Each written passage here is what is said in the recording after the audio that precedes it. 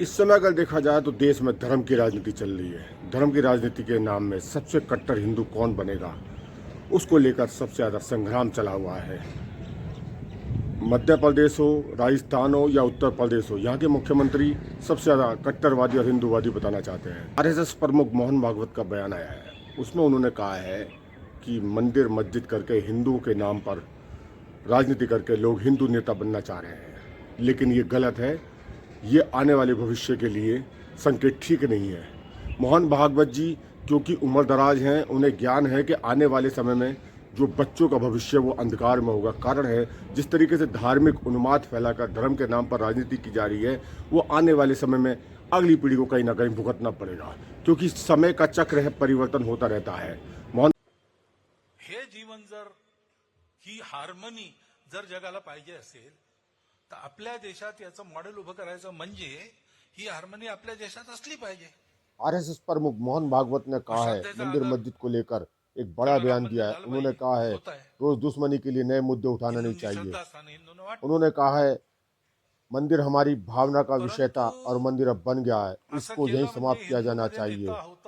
रोज हर दिन तिरस्कार और दुश्मनी के लिए नए मुद्दे उठाना ठीक नहीं है। इसका समाधान क्या है?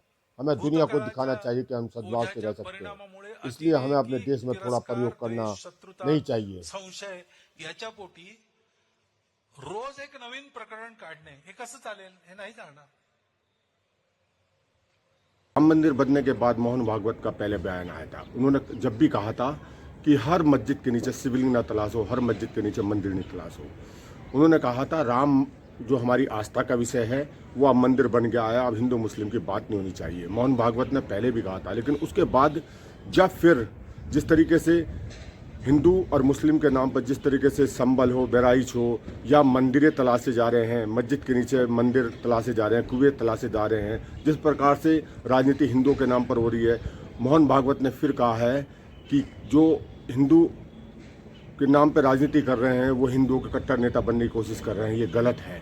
इसका मतलब है मोहन भागवत कहीं ना कहीं चाहते हैं कि ये जो सिलसिला है इस समय रुकना चाहिए, देश में विकास की बयार होनी चाहिए। लेकिन इस समय जिस प्रकार से मध्य प्रदेश हो, राजस्थान हो या उत्तर प्रदेश में जिस प्रकार से राजनीति जो धर्म के नाम पे चल रही है वो सरासर गलत है। मोहन भागवत का सीधा सीधा कहना है। हर मस्जिद में शिवलिंग क्यों देखना?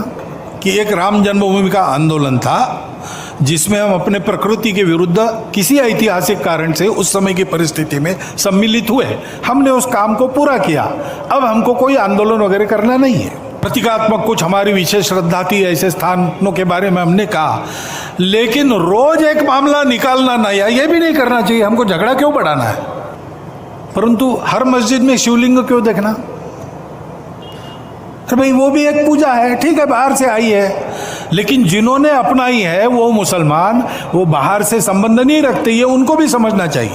हाईकोर्ट के जज शेखर यादव ने भी संघ के कार्यक्रम में, विश्व हिंदू परिषद के कार्यक्रम में मुस्लिमों के लिए आपत्तिजनक बात कही थी। उन्होंने कहा मुस्लिम बच्चे जो के सामने जो गाय काटी जाती है, मांस काटा जाता है, उसके बाद जो है मुस्लिम बच्चे कहीं ना कहीं एग्रेसिव हो जाते हैं, लेकिन हिंदुओं के बच्चों के सामने धर्म की बातें होती हैं, इसलिए हिंदू के बच्चे धार्मिक होते हैं। उस बयान के बाद, शेखर यादव के उस बयान के बाद उत्तर प्रदेश के मुख्यमंत्री योगी आदित्यनाथ ने उसका समर्थन किया था। उसके बाद इस प्रकार के जो बयान आ रहे हैं, इसी पर मोहन भागवत ने बयान को विराम लगाने की बात कही है। हमारे यहाँ बच्चा पैदा होता है, बचपन काल से उसको ईश्वर की ओर बढ़ाया जाता है, वेद मंत्र पढ़े जाते हैं, अहिंसा के बारे में ले जाया जाता है, तमाम चीजें बताई जाती हैं।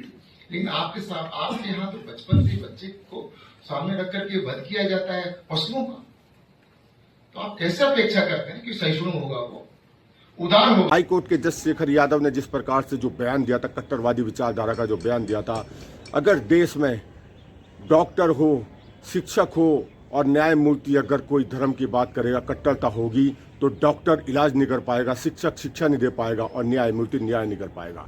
न्याय व्यवस्था ठीक नहीं है। जिस प्रकार का शेखर यादव का बयान था, मुस्लिमों को कटमुल्ला या इस प्रकार की भाषा का जो इस्तेमाल किया गया था, इस मामले को लेकर कांग्रेस भी राष्ट्रपति से शिकायत की थी और सुप्रीम कोर्ट के जज हैं, उन्होंने भी कॉलेजियम सिस्टम में शेखर यादव को नोटिस देकर बुलाया था और अपनी सफाई देने के लिए बात कही थी।